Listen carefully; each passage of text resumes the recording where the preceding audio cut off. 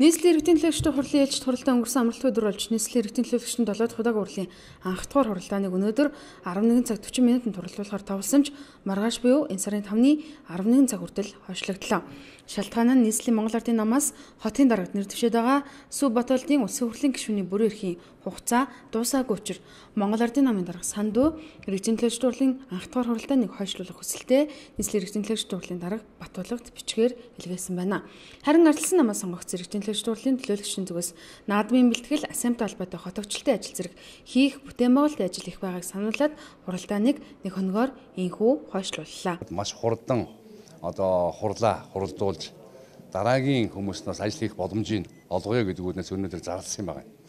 За харамсалтай нь өнөө өглөө надад бол Ардын намын нөхдүүдээс хотын Ардын намын хорооноос нь бичиг ирээд чуулганыг бол маргааш 14 цаг хүртэл хойшлуулж өгөөч гэсэн хүсэлтийг дөнгөж сая надад өглөө. За зүгээр миний бодлоор бол яг Ардын намын нөхдүүд бол өнөөдөр хуралдаад тийм үү бас товсон цагт нь тэргүүлж хуралдаад хурлынхаа даргыг сонгоод тэргүүлэгчээ сонгоод магадгүй засаг даргынхаа асуудлыг маргааш хүртэл хойшлуулах тэр боломж байсан. За энэ боломжийг харамсалтай нь бас эдгээр эдэлж чадсангүй. Маргааш тавлагдсан нийслэлийн иргэдийн төлөөлөгчдийн хурлын анх дахь хуралдаанаар нийслэлийн иргэдийн төлөөлөгчдийн хурлын сонгуул явуулсан дүн бүрэн эрхийг зөвшөөрөх тухай нийслэлийн иргэдийн төлөөлөгчдийн хурлын даргаыг сонгох нийслэлийн иргэдийн төлөөлөгчдийн хурлын тэргүүлэгчдийн тоог тогтоож тэргүүлэгчдийг сонгох юм. Мөн нийслэлийн засаг дарга бөгөөд Улаанбаатар хотын захирагчид нэр дэвшүүлэх тухай асуудлыг хэлэлцэнэ.